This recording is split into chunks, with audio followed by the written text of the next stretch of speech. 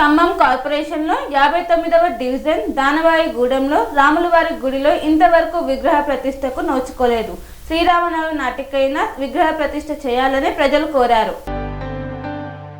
ఖమ్మం జిల్లా Khammam corporation 59వ division దానవాయిగూడెంలో ఇంచుమించు 2000 కుటుంబాలు నివాసం ఉన్నటువంటి కాలనీలో ఇంతవరకు రాములవారి గుడి లేదు అనే భావనతో అక్కడున్నటువంటి ప్రజలు ముందుకు వచ్చి గుడి నిర్మాణం చేసుకోవాలని అందరూ కలిసి గత 2 సంవత్సరాల క్రితం మార్చి 29, 2024న శంకుస్థాపన చేశారు.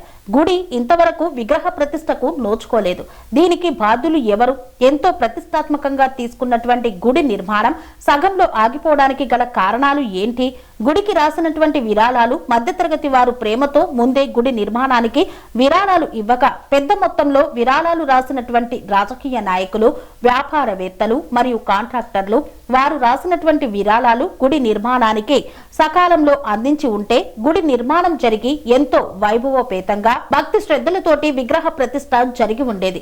ఇప్పటికైనా పెద్ద మొత్తాలలో విరాళాలు రాసినటువంటి పెద్ద మనుషులు వారు ముందుకు వచ్చి వారు రాసినటువంటి విరాళాలు గుడి నిర్మాణానికి అందిస్తే 2026 శ్రీరామనవమి నాటికైనా గుడి నిర్మాణం జరిగి విగ్రహ ప్రతిష్ఠ జరుగుతుందని దానవాయిగూడెం ప్రజలు ఆశిస్తున్నారు.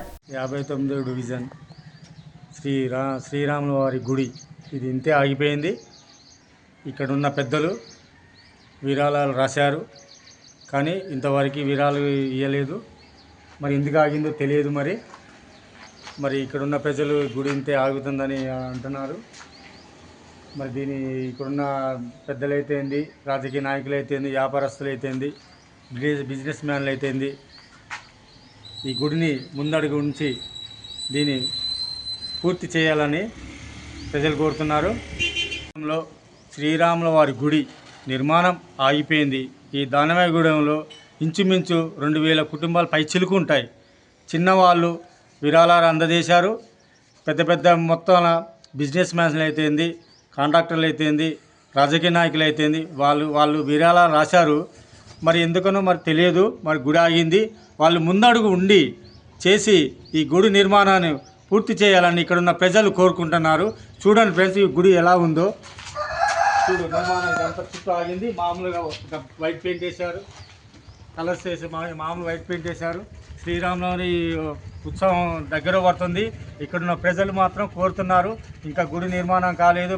మీరు పెద్దలు ఇక్కడున్న రాజకీయ నాయకులు అయితుంది, బిజినెస్ మ్యాన్లు అయితుంది, మీరు పెద్దలు పెద్ద ఎత్తుగా రాసిన విరాళాలు మీరు అందజేస్తే ఈ గుడి నిర్మాణం తొందరగా పూర్తిగా అవుతుందని ఇక్కడున్న ప్రజలు కోరుకుంటున్నారు. ఈ రాములవారి గుడి 2024లో భూమి శంకుస్థాపన జరిగింది.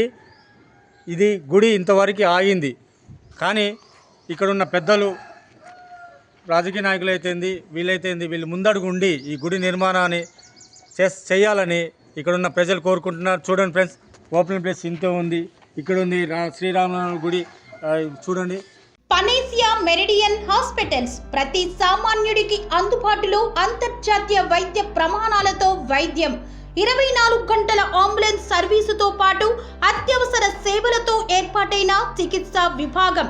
మా దగ్గర గుండె సంబంధిత, మూత్రపిండ, కాలేయ, కంటి జబ్బులకు, మోకాళ్ల శస్త్రచికిత్సతో పాటు COVID-19, బ్లాక్ ఫంగస్ వంటి వైరస్లకు, అన్ని రకాల ఆరోగ్య సమస్యలకు నమ్మకమైన అత్యాధునిక వైద్య చికిత్సను అందిస్తున్న హాస్పిటల్ పనేసియా మెరిడియన్ హాస్పిటల్స్.